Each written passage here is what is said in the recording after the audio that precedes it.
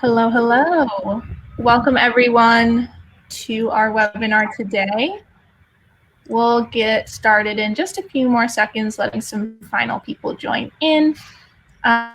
Please feel free to say hello in the chat. I know we've been looking at our list of attendees here, but please say hello, introduce yourselves, let us know where you're joining from, and we'll get started very shortly.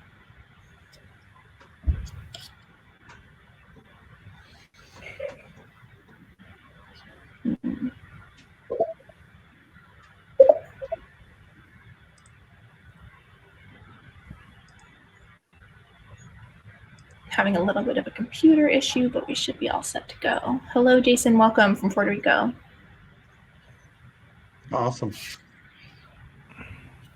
All right, sure. Well, we won't waste. All right. All right.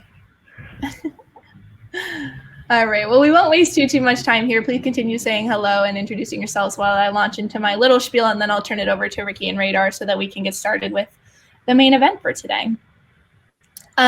So hi and welcome. My name is Heather Grant. I am one of the community admins here at the Maintenance Community by UpKeep. Thank you so much for joining us in our webinar today. If you are not already a member of the Maintenance Community Slack group, we would love to have you join us. We will send the link on how to sign up into the chat shortly. Today, I have with me Ricky Smith and Radar Hunsinger. Thank you both for being here, for taking the time to do this presentation for all of our community members today. The recording from today's session and all of the slides you see here will be available in the Maintenance Community Slack tomorrow. Ricky and Radar are both also available to answer any questions in the Slack group. So if there's anyone else you know who would benefit from hearing more of their expertise, either from this presentation or any of their questions, answers, comments in Slack as well, please feel free to send the replay of this webinar and an invitation to Slack their way. Then final piece of housekeeping before we get started today, you'll notice your cameras and microphones are not turned on. So what you'll want to do if you have any questions for Ricky and Radar, or if they ask you guys any questions to answer, please use the chat feature on the right-hand side of your screen. You can send questions throughout the presentation. Let me know if there's any technical troubles or anything like that going on. And I will be keeping an eye on that throughout the conversation, and then we will reserve time at the end to answer any questions that come through. That's all for me. Thank you everyone again for joining. Thank you, Ricky and Radar, and I will turn it over to you guys. All right. Thank you very much. I want to welcome with me today Radar. He's a world-renowned expert in MRO, and him and I have been good friends for many years. You want to introduce yourself, Radar? Sure. Hi, everyone. Glad you made it here on a Monday evening. I'm Radar Hunsinger. I'm currently the corporate MRO manager for Great Lakes Cheese. We have 8 facilities across the United States. I manage about 120 lines. And I think I have last tally about 110 maintenance techs and then maintenance planners and all that. They're all under my umbrella. So glad to be here today. I have about 35 years of doing this, so anything I can do to help you, I'll be there to help you. All right. Thank you, Radar. I'm Ricky Smith. I've been doing this a little bit a little bit longer than Radar. Maybe close, but a little bit longer. I'm excited about this session. Hopefully you'll get a lot out of it. All the sessions that we host, a lot of people have came back and given us feedback, and they love it. So the more we can give you, the more it'll help you, but it also helps us too, because we can learn from each other. Also, let you know the slides are on my website, so you'll see that later, and I'll show you where you can go to download it also. But the recording may be better, depends on what you want. Okay, so buckle up. All right.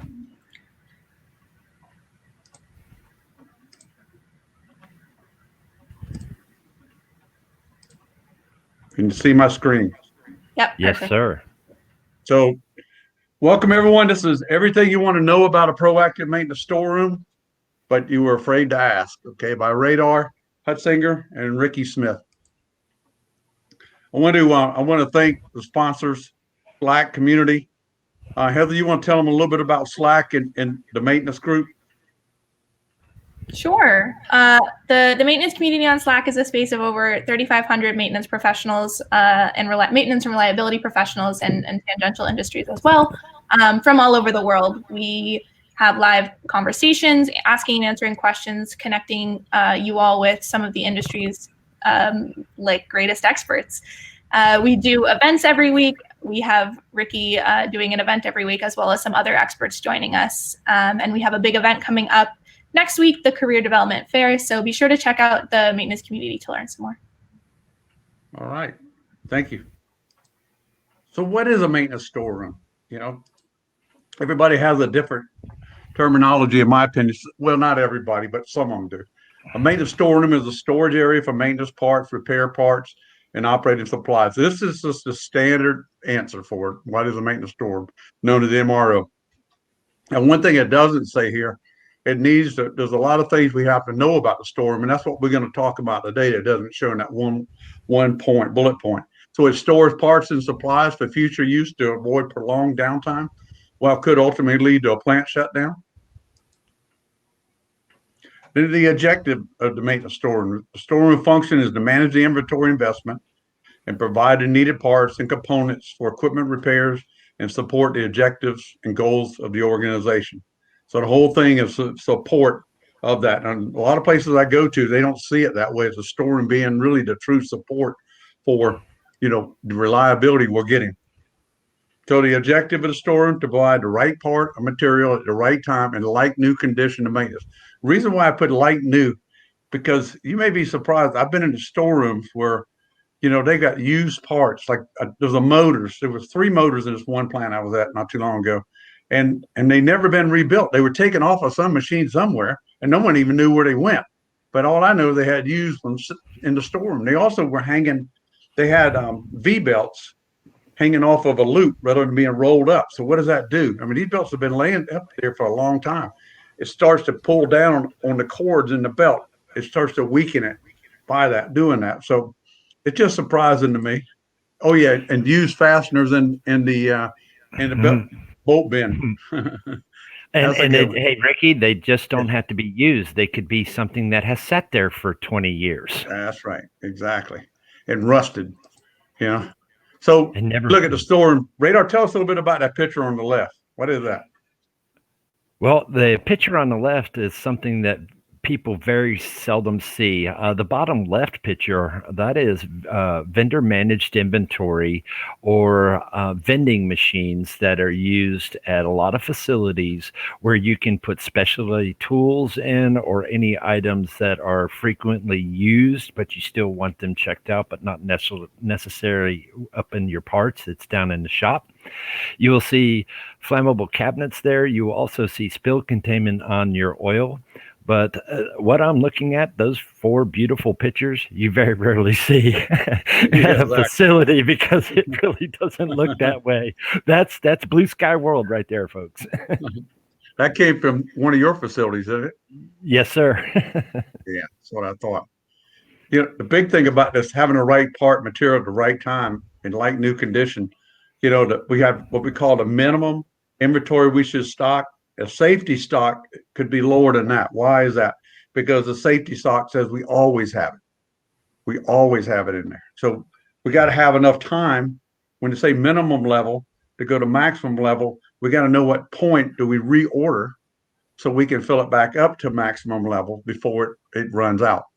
This min max and the safety stock. Safety stock, I tell people, all biggest thing about it is you should never have to take it out of stock. That doesn't mean you don't rotate parts, but it means we don't ever take it out. And a lot of times we have large horsepower motors, may surprise some of you, but we have very large horsepower motors, but no one ever rotates the shaft. So what happens? It's sitting on a pallet and the earth has vibration. So that those bearings are doing this the whole time.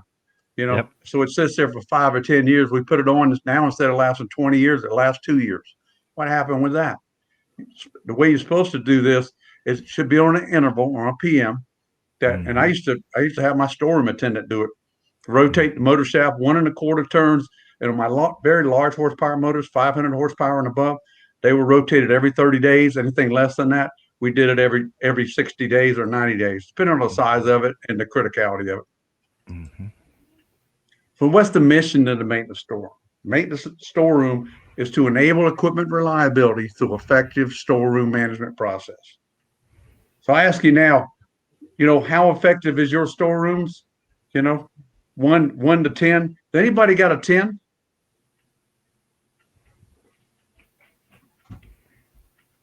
Anyone feels though they have a really good process and a clean storeroom?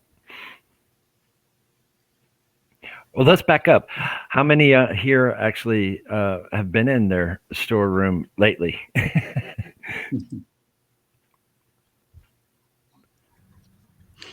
Our fill rate is 95.05%. The closest I've seen is at J&J, or a couple of responses that have come in so far.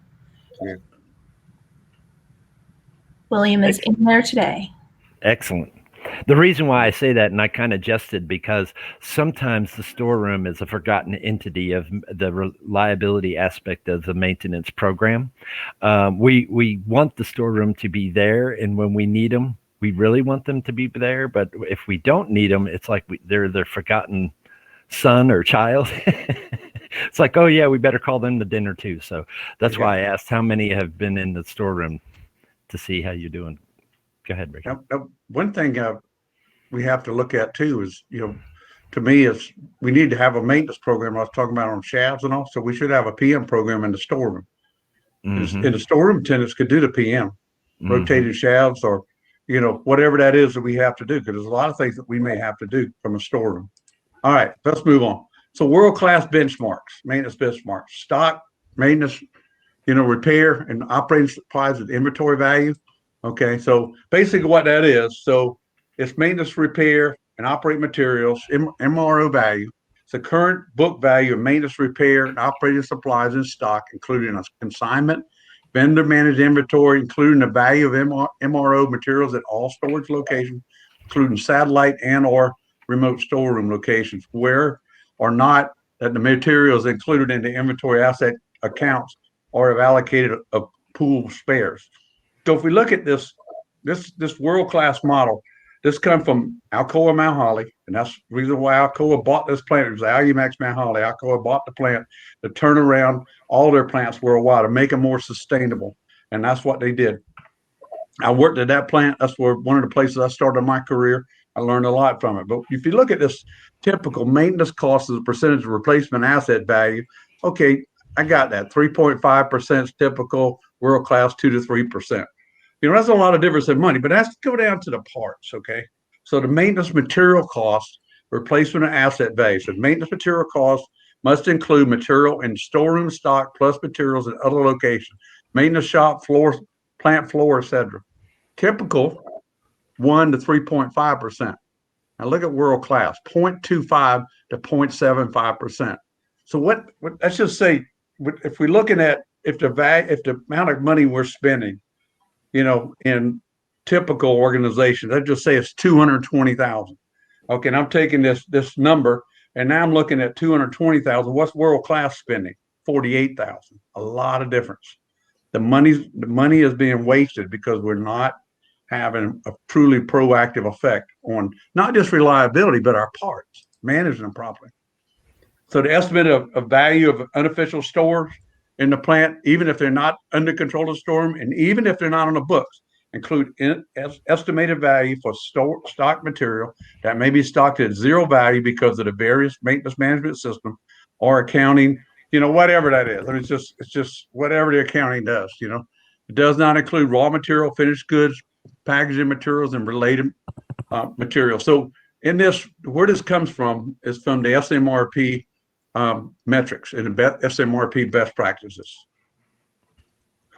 So definitions are everything to me. Without a definition, you have everyone's opinion. Plan work. Plan work is work gone through a formal planning process to identify labor, materials, tools, and safety requirements. This information is assembled into a job plan package and communicated to the craft workers prior to the start of work. So where does the storeroom fit in that? Well, the storeroom fits into this because when the planner plans a job and those certain parts are required for the job, those parts should be pulled from the storeroom and kitted in a special area. The reason you don't keep them in the storeroom is because In the middle of the night, if we have an emergency, someone's going to pull that. The next morning, that may be a priority one job, and no one even knew somebody checked it out of the storeroom the night before. So it's important to kit them. When I was a maintenance supervisor and a maintenance manager, I had a locked kitting area, and I also put a cage over the top of it because I had guys that like to climb over it in the middle of the night to try to get something out of there. So I would lock it, and I was the only one that had the key. Okay, because I wanted to make sure we start work in the morning, our parts were there. Hey, Ready Ricky, work? yeah, Ricky, go ahead. Before we go any further, I want to be clear. The storeroom and the planning department work hand in hand in parallel with one another. There's a great synergy there, and you can order parts against a work order, receive the parts against a work order. But if we're actually doing FIFO, because I got this question the last time we did this, was, hey, if we're getting all these new parts in that are in the system already, but we have them for a planned work for a kit, are we going to use the ones that just we received? Are we going to pull the ones that were in the storeroom, use those in the kit, and then replace those that we ordered with the work order back into the storeroom? Are you following me here? That way you have good turns within your storeroom for FIFO, first in, first out. But you can actually, to your point, your kits, all of your work should be planned ahead. Your tools, your parts, and everything in the storeroom and the planning department have to work hand in hand to accomplish the task. And that is identifying the parts that are for that job task. And sometimes the storerooms can really help with the planners to ensure the right parts at the right time, lowest cost. So that's where the storeroom plays in with planned work. Great point, Radar. Thank you. Yep. Ready work is work that has been prepared for execution. Necessary planning has been done. Materials procured. In other words, we've got it. I just call it eyes on part. The planner's got eyes on parts. The parts are here, and the labor requirements have been estimated. Stock out. Inventory request is a stock out. If the requested item is normally stocked on site, an inventory request for the normal quantity of the item, but the inventory on hand is insufficient to fill the request. In other words, we've got what it's telling us is that we requested it, but it's normally supposed to be stocked, but it's not there. It's a stock out. People don't like to track it, but I tell you got to track stock out. Radar, do you have many stock outs in your plants? We did years ago until we actually, whenever I came on board, started tracking that matrix. And it was so important. And that's where cycle counting comes into play as well, to ensure those, because you'll see when you do cycle countings, if the system says that there's two and you go in there and there's only one, and you adjust your inventory accordingly, especially if it hits the reorder point. But that will actually be broadcasted as a stock out as well. So it's really good, especially in a lot of CMMS systems, whenever you're doing cycle counting, that you can see stock outs before they're actually, I should say, a stock out. So that's a proactive way that the storeroom can work to eliminate stock out as much as possible. And Ricky, real quick, someone asked, or Russell Thomas asked, how secure a storeroom should be. I said secured. Would you like to elaborate on how I say secured? Secure means that, no one could go in that's not supposed to be in there. They shouldn't have access to it. If it's a maintenance technician and you have a card key system, what should happen is they swipe their card, and there should be some type of alarm that goes off, or noise or a light or something, and then they got to close the door when they go in. Because if they don't do that, if they don't keep it secure like that, then vagrants will come in. People will stand away. Probably none of you have ever seen this. I have seen this, okay? In fact, when I was a technician, I did do it one time, but I didn't do it again. Stand back in the shadows and wait for somebody to come check the part out because you didn't want to write the work order, okay? Not good. So secured. Secure. Yep. That's right. Yep. I like cameras too. I like cameras and alarms. All right. So inventory accuracy, inventory cycle counting process that identifies discrepancies in inventory levels and correct inventory level inventory quantities before those items are requisitioned for an equipment repair. This inventory accuracy, we talked about this, is a big deal. And all you do is go in and take so many parts and you just verify what it says. Typically, what I used to do we did it with my technicians at first with the storeroom attendants, but hopefully the storeroom attendants did the inventory accuracy because they got good at it. But at first, they weren't very good at it because they never did it before. So I had to use one of my best technicians to go in and show them how to do it. But I had to educate my technician how to do it first. The target for an MRO storeroom should be overall inventory accuracy at 95% of total cycle counts. Whew. Where's yours at, Radar? Company-wide, we're over 80%, but we're still not at 95%. And I wanted to go back to that inventory accuracy. A lot of times it's where someone will put a part back in the wrong drawer, the wrong cubby. It'll be 2 cubbies over or 3 cubbies over. So it's very important that this comes back to labeling locations and make sure everything has a location within the storeroom. And Russell asked again, the success of a storeroom depends on the layout. That is so true, Russell, Absolutely. because you have to, and we're going to get into the layout here in just a minute, but I will say this: out of 8 storerooms, 5 of our storerooms are in the 90s, but then we have a couple low, offenders. But we're working on it. Yeah, it's always a work in progress, especially when management changes too. Yep. All right. So some guiding principles: controlled access 24/7. And what I mean by controlled access, the things we've been talking about. That's all. Card key system. I'm sorry to interrupt, Ricky, but while we were on cycle count, Jason wanted us to define cycle count. Here it is. Let's say that you have 6,000 SKUs within your storeroom. That's all your bearings, your seals, so many different line items with internal numbers that you have set up in your system. Let's say you have 6,000. We'll show you how we break it down in ABC coding here in just a few slides.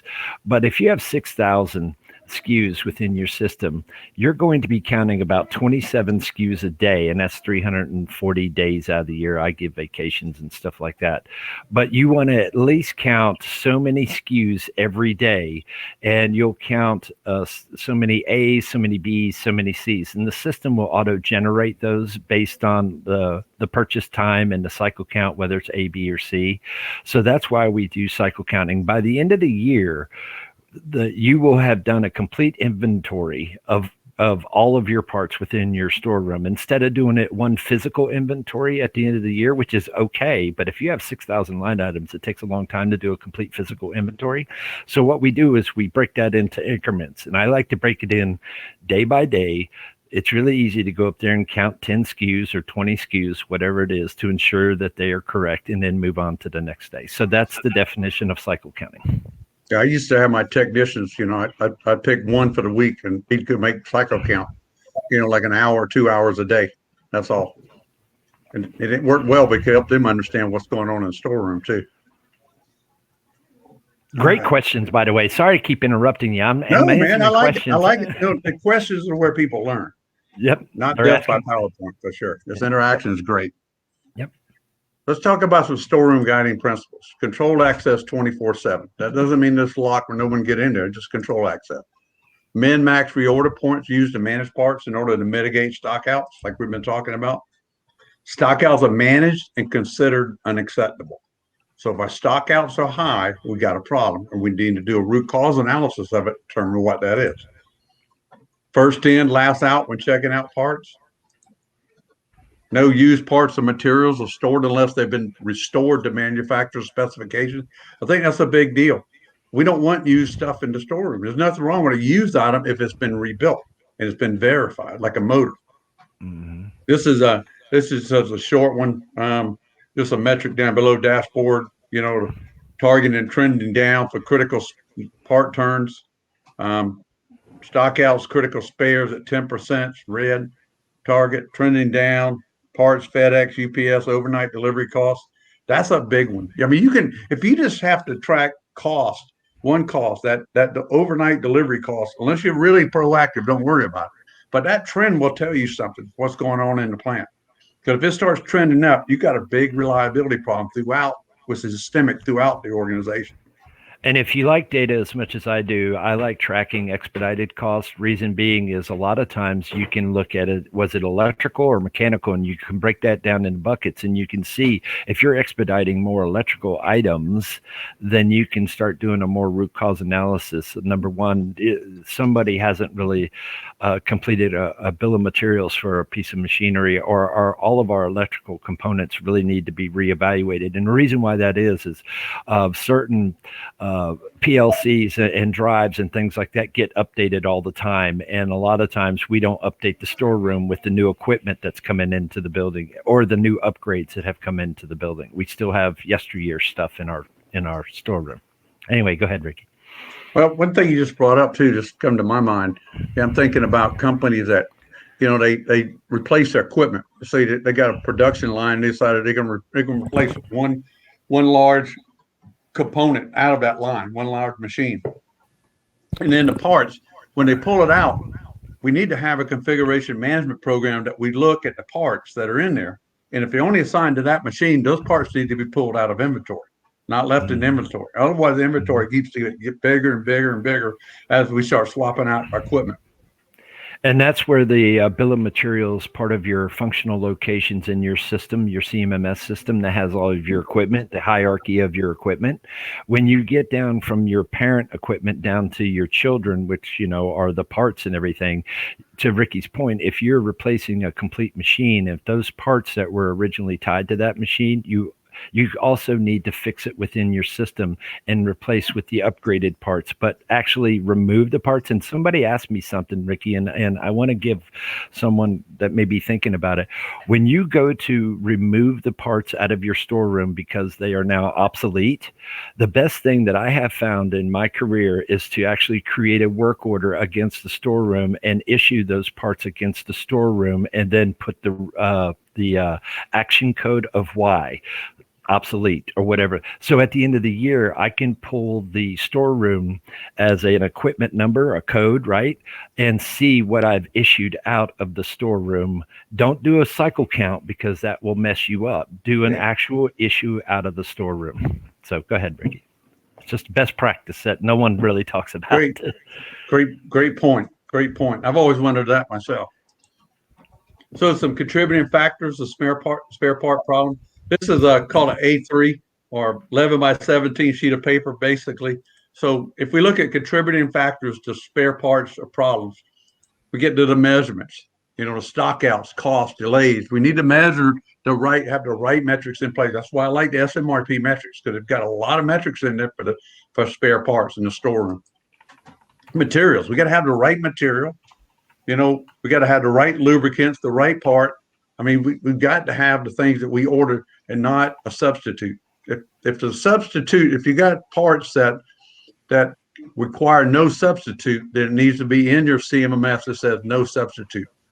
Because sometimes purchasing tries to find a better price, or somebody calls them, says, hey, let's go to lunch, and they go to lunch with them. Next thing you know, they're taking they're selling them substandard parts. Personnel, all processes mapped and executed with discipline. Everyone trained to specific tasks, roles and responsibilities defined. Environment in the storeroom, it's about security, it's about humidity, it's about specifications. Methods, we measure. When I'm talking about methods, the storeroom, how we manage the storeroom, or a process of checking out parts and so on, it's got to be measured. And I like to have people what they call task qualified. Task qualified means I've got a strict criteria, like it could be a technician or it could be a storeroom attendant. These are their tasks that they're supposed to be qualified in. Are they competent in those tasks or not? Yes or no? And then they need to have procedures, how things should be done. Otherwise, everybody does whatever they want to do when they want to do it. We got to have procedure. We got to follow procedures, because otherwise we're humans. We're full of error, for one thing, but we also want to do what we want to do. And then the assets, maintain the specification, operate the specification. We got the right parts. All that's left is maintain and operate. I would like to also say, when you guys map out your processes, believe it or not, if you could actually print those out and put them on a board, or if you have an electronic board that you can actually have your processes laid out. And I even have them broken down by shift, the responsibility. So when we're not in a reactive mode, like this or something broke down, our storeroom people will be doing X. If they are doing X and they're all of a sudden it's an emergency, they need to stop what they're doing. And I have processes written down, but it's documented and it's actually posted on the board as a reminder of what we need to do. And it's really simplified. It's a real color coded, real pretty thing. So pictures paint 1,000 words for people, it really does. Instead of having, one thing you don't want to do is hand a bunch of papers to your storeroom people and say, hey, read this. This is what I want you to do. Make it simple. Put it on a nice flow chart and say, here's what it is. It's very important. That's where a lot of people miss, Ricky. They train, they give somebody saying, here, this is your job. And then that goes into file 13 and then it's lost. Yep. Yeah, that's right. Exactly. No, that's a great point. That's a great point because, part of this mapping the process is a big deal. Storeroom, whether it's parts checkout, whether it's cycle counting, whatever, we need to have process maps that actually map that out. And it's not complex. It's very simple. You could probably download them off the internet. They're not hard to find. Requirements for success. Oh, let me back up a minute. One of the things I used to say that in the storeroom, one of the things I like to see, and I've seen them in a number of companies, is that they had a barcode. I mean, when you walk up to the storeroom, if you order a part, you go to CMMS. When you go in, you use their card key to get into the storeroom, and then you have to close it because there's an alarm that goes off when you open it up. You close it so vagrants don't come in. And then when you go in and you find a part, because you've already looked it up in the CMS, you know the location, you pick it up, you go back out, you scan it again, and then it's now the part is checked out against the work order, charged to the asset. And then you leave the room. And you can streamline it even more now with RFID, radio frequency ID identifications. Like if you guys are in a store and you hear that beeping noise as you're walking out, like somebody stealing something, you can actually tag, not every part, but you can actually tag a lot of the like really important high dollar items. You can tag those. So if they go out, they will be timestamp checked out against the CMMS. And to Ricky's point, if you have cameras, you can always go back. But we can get into that at a later time. I'd really want to do a whole thing on RFID tagging in the new. That's a great idea. Yeah. All right. So requirements for success of inventory control: secure storeroom 24/7. Doesn't matter if somebody's in there or not. It needs to be locked. All parts charged in a work order, which is assigned to a specific asset. Not having a blanket work order you charge all your parts to. Some companies do that. Believe it or not, they still do that. Yes, they do. It over 30 years. This is crazy. Do not just charge it to a cost center, because here's the reason why. And sometimes someone, when they're talking, they say, hey, you need to make sure you check out parts against a work order.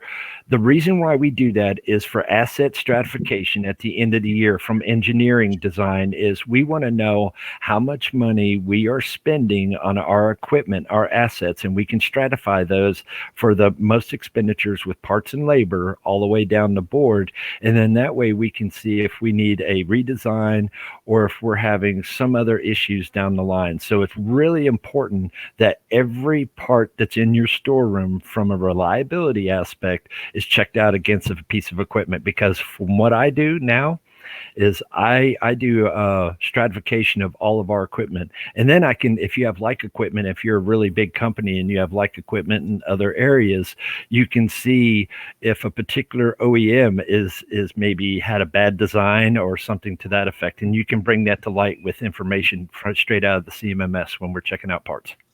I've seen that before. Yep. Vendor having a problem. You were very soft with that one. I'm trying. Hey, it's Monday. I'm trying to be positive Monday here. I know you're a positive guy, man. No remote stores that is not controlled. In other words, we can have remote stores, but they still have to be controlled. We still have to control access to them and make sure the parts are charged to an asset. MRO stands for maintenance, repair, and operations. Okay. Right. Felix asked. Go ahead, Ricky. Sorry. No, go ahead. I'm trying to answer questions as people are asking. All right. No hidden spares. This is a legal tax issue, especially in the U.S. and Canada. It's a tax issue. You don't have hidden spares. They got to be controlled. We got to know what we have in stock. If they're controlled in stock, that's fine. But if they're hidden and they're not charged into CMMS and not in the CMMS, we got a problem. Preferred barcode scanner. Scan parts, scan work order, download information into CMMS. Just take a barcode scanner, scan, put it in a saddle, walk out. Or like UpKeep has this the software on their CMMS where you got the barcode on your cell phone. I mean, you could scan the part, scan the work order on your cell phone because the work order is already in your cell phone, which is pretty cool. Yep. Hey, going back to remote stores and hidden spares and all that. Craig Adams asked, about the actual physical location. And Craig, I've done storerooms all over the world, from way up above the Arctic Circle and remote areas. And I have to tell you, one of the big things that I have seen, and you've already documented it, is people keeping their storeroom parts, especially big motors and gearboxes, sitting outside in the elements, getting rusty, or in a trailer that really, is leaking, or it's getting really, really cold outside, or it's getting really, really hot outside. That has detrimental effects and that causes forced deterioration whenever we have our parts, the rubber seals or the it's really, really bad. So if anybody has parts that are in a remote area that are not in the CMMS system, or they're not temperature controlled to a point. Now, it doesn't have to be like in your bedroom kind of temperature controlled, but you don't want to have a lot of extremes. And I have seen people that have from 0 Celsius, up to 100 Celsius, or if you want to do Fahrenheit. So it's really important that we spend a lot of money. I don't know if everyone realizes this, but there's billions of dollars spent worldwide on MRO, and it's one of the most mismanaged aspects of a business. And that's what Ricky and I have been trying to communicate to everyone.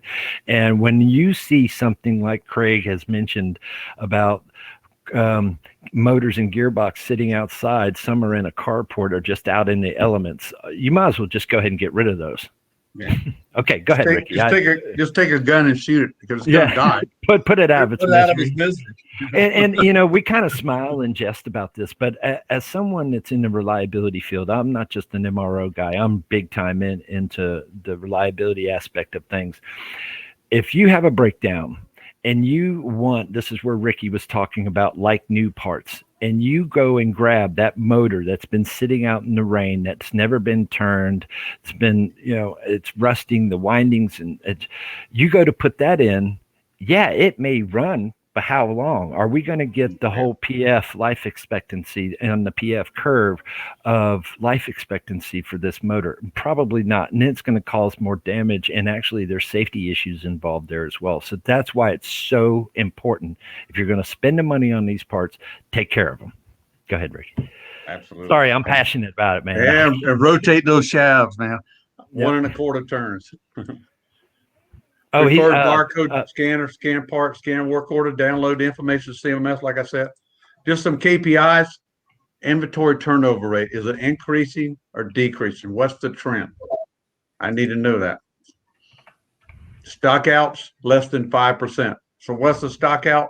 It says in the computer is there. You go to, it's not there. It should be 95% plus. That's world class. Inventory accuracy. So we check our inventory. We should be above 95%. Now, what did you say yours was, Radar? 80 something? Yeah, we're right around the 90 range. But it's I tell you, you guys can make giant leaps from the 20s and 30s up to about 80 or 90. But when you start talking about those last 5 percentage points, it's like pulling teeth. It's really hard to get there. Yeah, absolutely. Absolutely. Slow moving parts. Why do we care about slow moving parts? Why do we care about that, Radar? Well, that's a good point. We have rarely used inventory and obsolescence. If we have a lot of money tied up in slow moving parts, we need to reaffirm that we have the right parts in our storeroom, so we're not taking up the foot space that we need, the square foot space that we need. That's why it's really important. We got a vendor close by that can store it for us. For vendor managed inventory, absolutely. Emergency purchases. I think this is a big one to me. It's, I've seen this in so many companies. First thing I do when we talk about the store and what's the overnight cost you're spending? Because I can't get how much when you call a vendor and say, "Hey, I need a part right now." And they say, "How bad do you need it, man?" So I need it real bad. Okay, that means they just push the button for the higher percentage that they'll get. But overnight, these emergency purchases, we need to capture it. Freight. I'm talking about UPS, FedEx, whatever you're using, DHL, whatever you're using. Back orders should be less than 5%. That means we align with our vendors. Our vendors know what we're doing, and they know what our expectations are. Now, vendor efficiency. Okay. So, any of you ever seen this metric before? On-time percentage. This is a vendor. What we're doing, we're going to measure them. On time, what percent of time they deliver the part on time? What percent of the time they deliver the right quantity? And what percentage of the time they deliver the right part? We want to be 90% plus. Does anybody do that? Just text it. Yes or no? I will say this. Good. We had a yes. I will say this. You don't have to do all of your vendors. I would do the top 5 who financially speaking, or the importance of those vendors are. I would definitely do those, to the point of not only taking their word for it, but actually going, if you can, to their facility to do an on-site audit.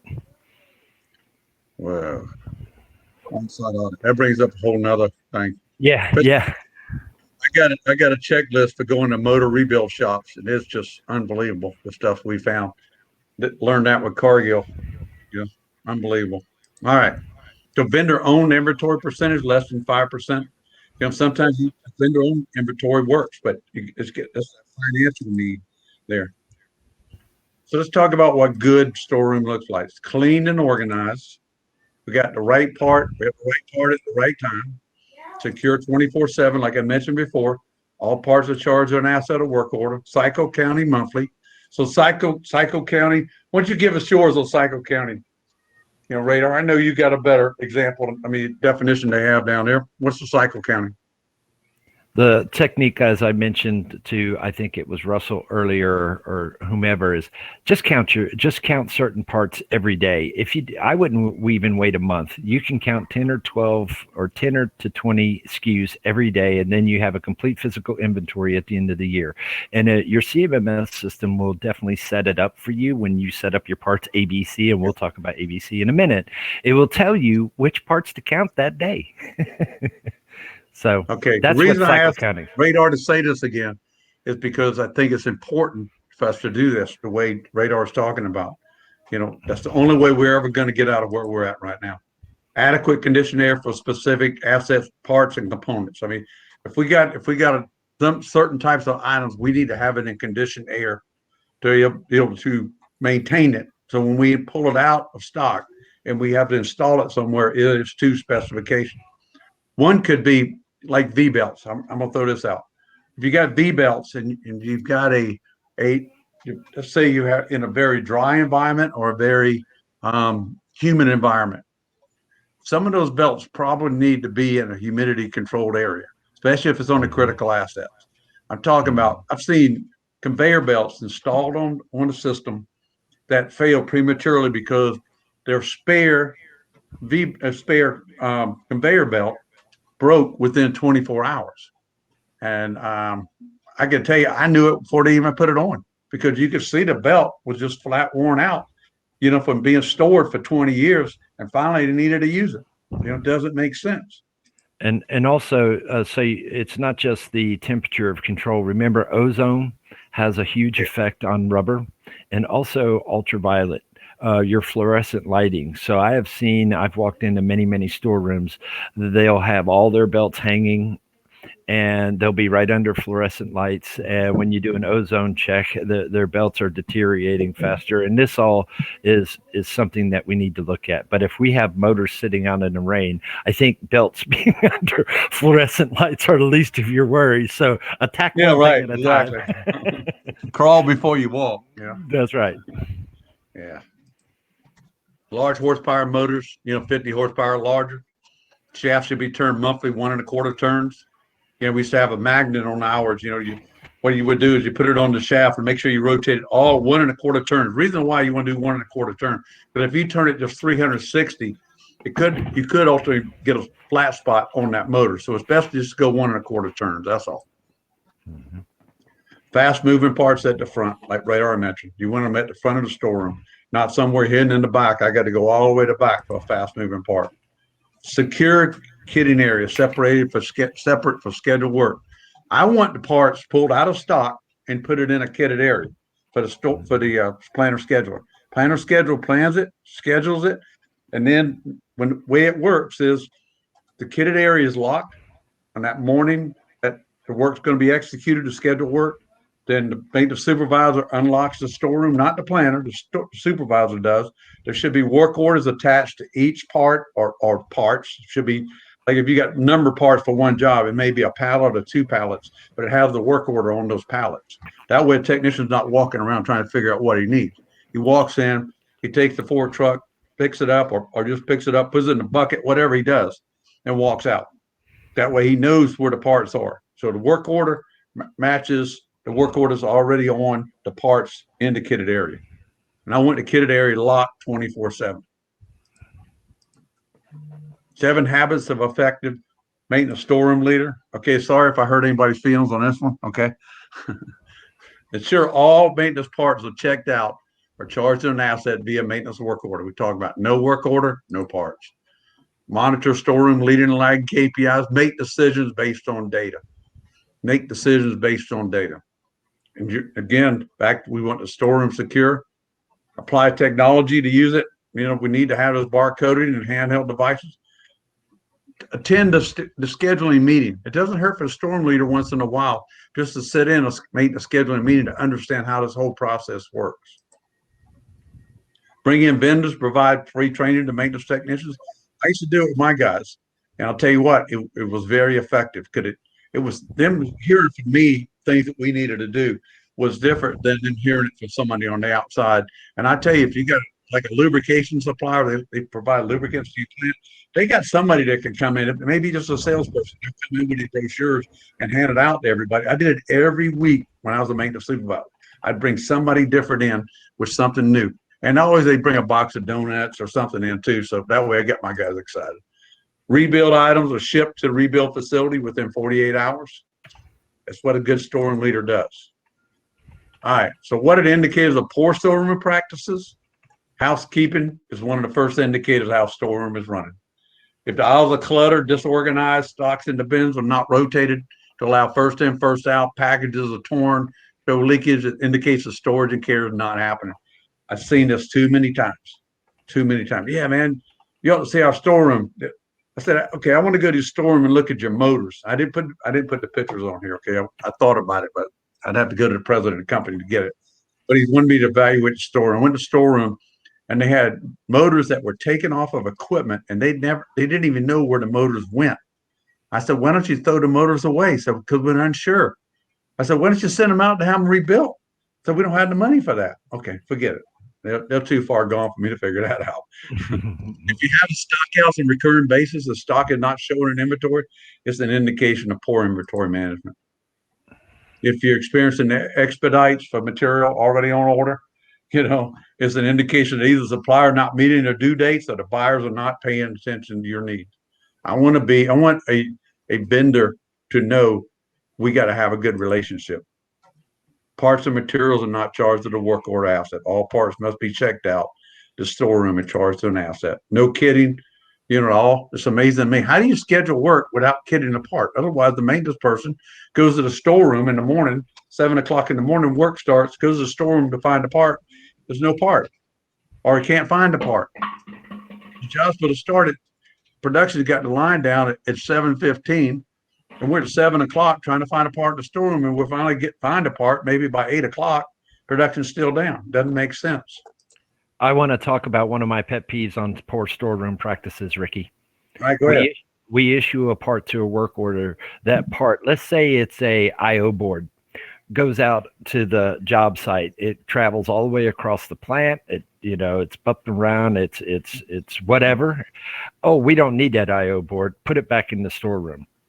It's not in an anti-static bag or anything like that. So the magnetic field, field that the IO board has been transferred over and around and through could have damaged that IO board. But one of the pet peeves I have is a lot of especially electrical items that are going out on the plant floor. If they're being returned because, hey, we didn't use it, now you're going to have a return process to understand, do we want to put this is there jeopardy of putting this back into stock? Yeah. So that's one of my pet peeves. And real quick, so Russell asked, hey, what about closing work orders, the parts that were issued out? And I will say this, once a part is issued to a work order, okay, that work order can remain open until you TCO it out or close it or whatever you call it. But once you issue that part against a work order, it already sets up the procurement process in the background to, hey, it's hit the reorder point. So great question, Russell. Yeah. Go ahead, Ricky. All right, good. The benefits of having a clean and efficient storeroom. When your storeroom is clean and runs efficiently at lower cost, the company can recognize more revenue, no doubt about it. Because they got the right part at the right time. But what other benefits are there? One of the things, we can find parts faster. You'll spend less on labor wasted and looking for lost or missing parts. Also, by accelerating the overall MRO process, you have less downtime of valuable equipment and operators. We don't have equipment. We don't have operators standing around waiting on the equipment to run because we're waiting on the part. Lower freight, shipping, handling costs. You'll lower these costs because you won't be ordering parts you already have, and you'll have less expedited rush shipping costs. I tell you, when PLCs first come out and servo valves, proportional valves, and a lot of them were being made overseas, it became a challenge. Let's put it that way. And I was a maintenance manager. I needed a hydraulic pump that was made in Germany. And it so happens we didn't have overnight delivery at that time, or expedited, as I call it. So basically what I did was I called Delta Airlines and asked them they have a plane leaving in Frankfurt, Germany at this date, at this time. I need this part on that plane. And they said, well, we don't do that on our plane. I said, okay, then I'll buy all of first class out. Okay. I want to pay for all of first class for that one part, that one pump. And they're like, you're crazy. I know I'm crazy, but I need that pump. I've got a plant shutdown. It's costing us thousands of dollars an hour. I need that part. You can have it here in 8 hours. There's none nowhere else. And they did it. They shipped it to me. They charged me for all first class, but they still probably have people first class. But you got to think out of the box sometimes. It's probably not a good thing to do. Okay. Less inventory carrying costs. You can shrink your inventory parts by determining what's obsolete and unnecessary. As time goes on, you'll order and stock only the biggest, what has the biggest impact on operations. Maximize the use of available space by reorganizing and removing unnecessary parts. Like Radar mentioned, you'll have room to make more workspace more efficient. You might even be able to reclaim some of the area and use it for income producing purposes.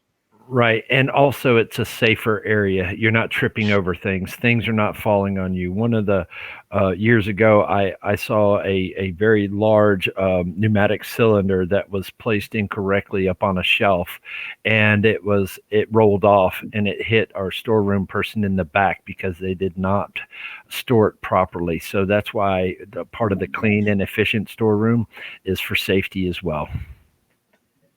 I was talking about when I worked for Alcoa, and I worked in the rebuild shop with our maintenance engineer. Well, he oversaw it, and we rebuilt everything. That we didn't send anything out for rebuild except for motors. And I tell you what, you learn a lot when you go through that process about having the right parts, how you handle parts, and all that. It was incredible, eye-opening to me. And our storeroom was secure 24/7. It was not manned 24/7, but we had millions of dollars of inventory. But people knew when you went to the storeroom that night that you knew how you had to get it out of the storeroom, and had to be accurate or you'd lose your job. Condition of employment, they called it. And Ricky, I know you have many more slides, but I think we need to touch on this real quick. There is a difference between rarely used inventory and obsolete inventory. It's very important for us to understand rarely used inventory is something that you have to have on your shelf for insurance purposes. It could be a giant fuse for your panel or whatever the case may be. You may not use it in 5 years, but you don't want to take it out of your storeroom because it's an insurance spare. There is a huge difference between rarely used inventory, or RUI is what we call it, and obsolete inventory. So make sure that you have definitions posted on what the difference of inventory is. Okay. Yeah, you got to, anytime you take anything out of storeroom, you got to have some type of process, change management process that's got to go through it. We don't want to be checking stuff out that you're talking about, taking it out and doing away with it when we need it. Somebody may not need it's needed. We never checked it out before. Yep, and we had a question about what is considered a critical spare. Critical spare, we use what we call the RIME code, the ranking index of maintenance expenditures, and it's the same way we rank our equipment out on the floor. So that's where the ranking, you take the lead time, the cost, the specialty of the part, will it shut down certain areas? There's a ranking. There's actually a matrix, and I'm pretty sure Ricky can share that matrix with you, or I will. But each part you can is email different. Either one of us, and we'll send it to you. Right. Each part is different definition for a critical spare, depending on where it is and what it pertains to. So yeah, go ahead, Ricky. Sorry. No, it's good. So we need to have goals and objectives, for the storeroom. What should they be? So what we started thinking about a goal. What would be a goal of your storeroom? I'm thinking off the top of my head to have the right part at the right time. I think that would be a big one. And then I also want it secure. The objective may not be secure now. We need to have it secure. Personnel, do you staff your storeroom 24/7, or is there a process in place where all parts are kept secure? You don't have to have a storeroom attendant 24/7. You just got to control access to it. And we got the technology to do that. We've had it a long time. So technology is your current CMMS, have all parts assigned to specific asset. Now, I'm asking this to everybody. What percentage of your parts are tagged to an asset? Everybody text in what you got, just off the top of your head. I know you may not know exactly, but just give us, is it less than 5%, or is it 100%, or whatever? Yeah. We have 100% because we do the complete bill of materials, and if that bill of materials happens to change because of outdated equipment, I remove that out of the bill of materials and insert the new one. So every part that is in our storeroom is tied to an asset. You could have the same part, like a 6002 2RS bearing, that is tied to several assets. Believe me, each asset will have that part tied to it. So it's very important that every part that's in the storeroom is tied to an asset. It could be multiple assets, but at least it's tied to an asset. All right. What did people chat in? They said 30%, 82%, and 10%. Okay. That's what I expect. Security is storeroom locked or controlled 24/7. I beat this one to death. Okay. So how to be proactive and store through evaluation? What's the best way to be proactive and evaluate a storeroom? What do you think it should be? Well, the best way to evaluate is to walk through it daily and review a list of items based on, you mentioned this, Radar. Okay, I've got just 10 part numbers of verified CMS versus actual. What's the variance from the CMS to on-hand balance? Not a big deal. I mean, I had a work order that I'd write for my technician, be planned and scheduled for a technician to do that. And order management, how many orders are able to be filled and meet daily requirements? Review the orders produced from the day before and note the number of shortages. In other words, we need these parts. How many of them we didn't have the parts? And I'll tell you, if planning and schedule is working well, you don't need to be concerned about that, because planning will have ordered the parts or secured the parts, and they're ready when the job is to be made. Look at your kitting staging area. Are the kits being filled daily, rotating daily, or are they just lingering for a week or more? I've seen kitting areas where they've got parts that have been sitting in there for a long time, like motors that got so much dust on them. It's like incredible. I'm like, how long has that motor been waiting to be put on? Well, it's for a shutdown. Yeah. How long has it been sitting there? 2 years. But we're waiting on I don't get it. You mean, so how often do you rotate the shaft? We don't rotate the shaft. Okay. Never mind.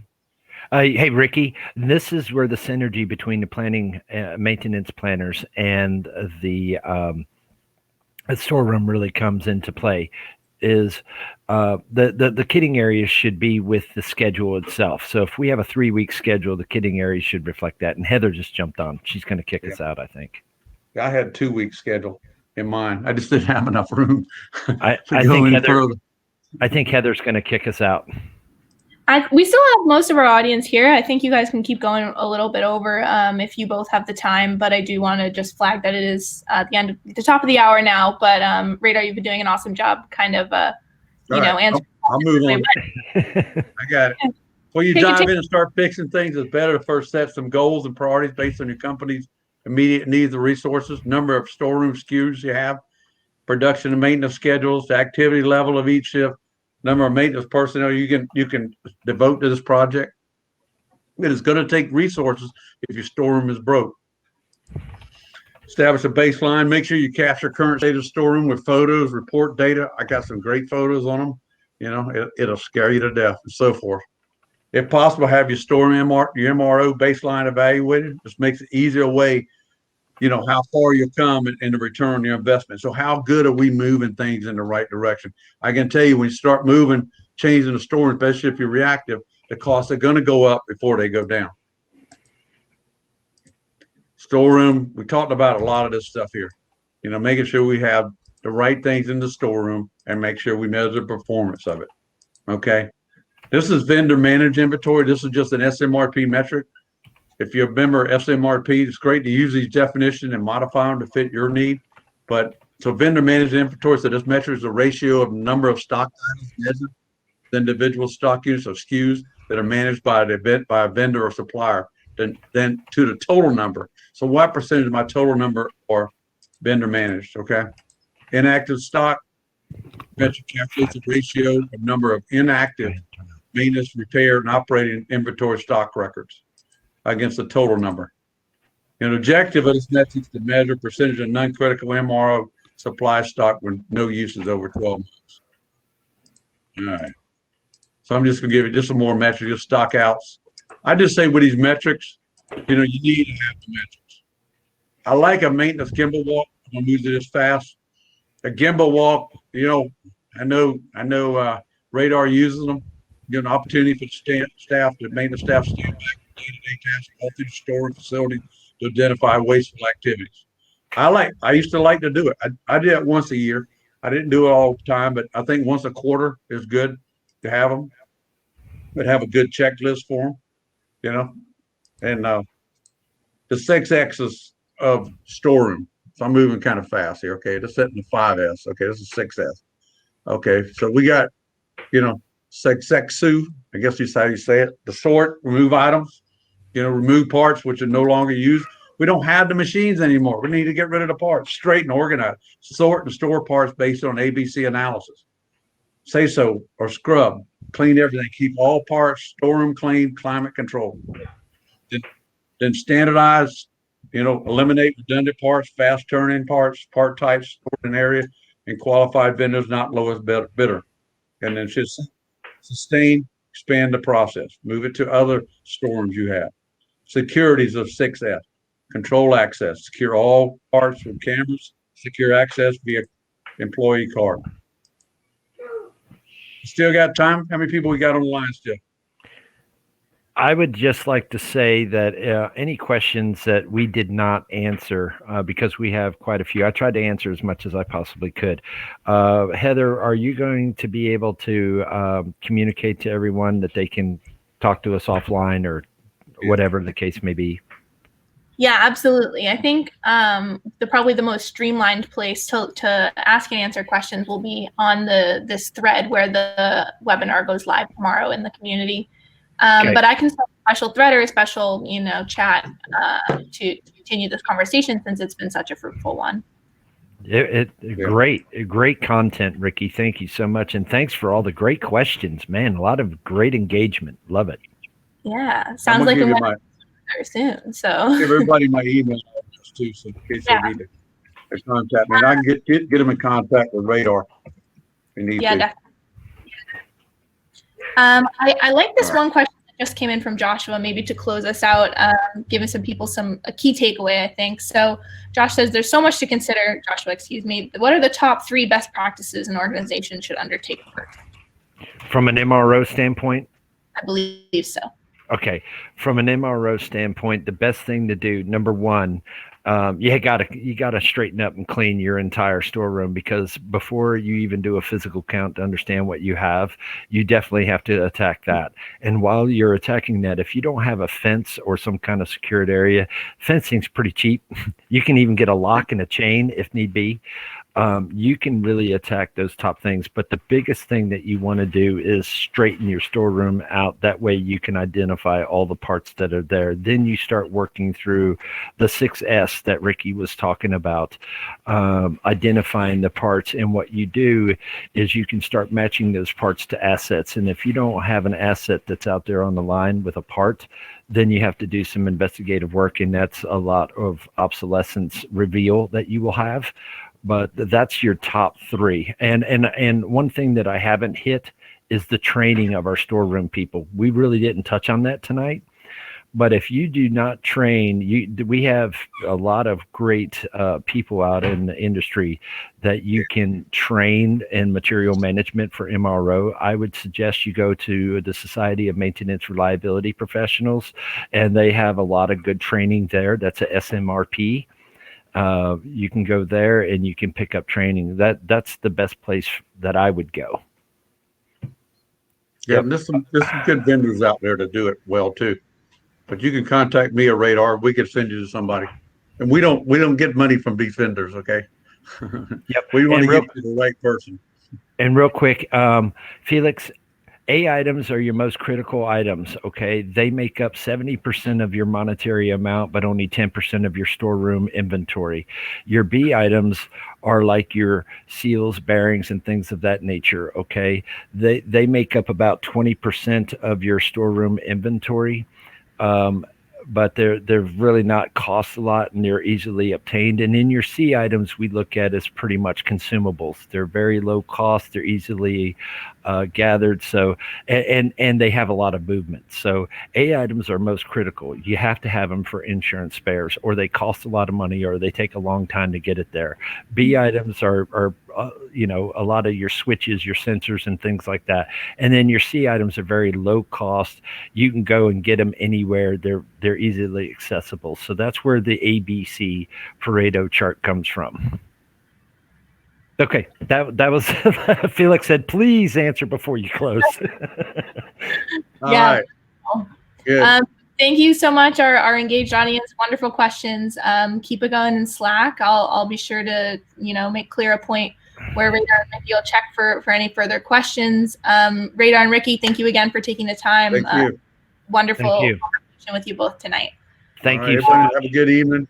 Have a great rest of your day. I'll see you all next time. See you. All right. See you, Bye-bye. Radar. See you, bub.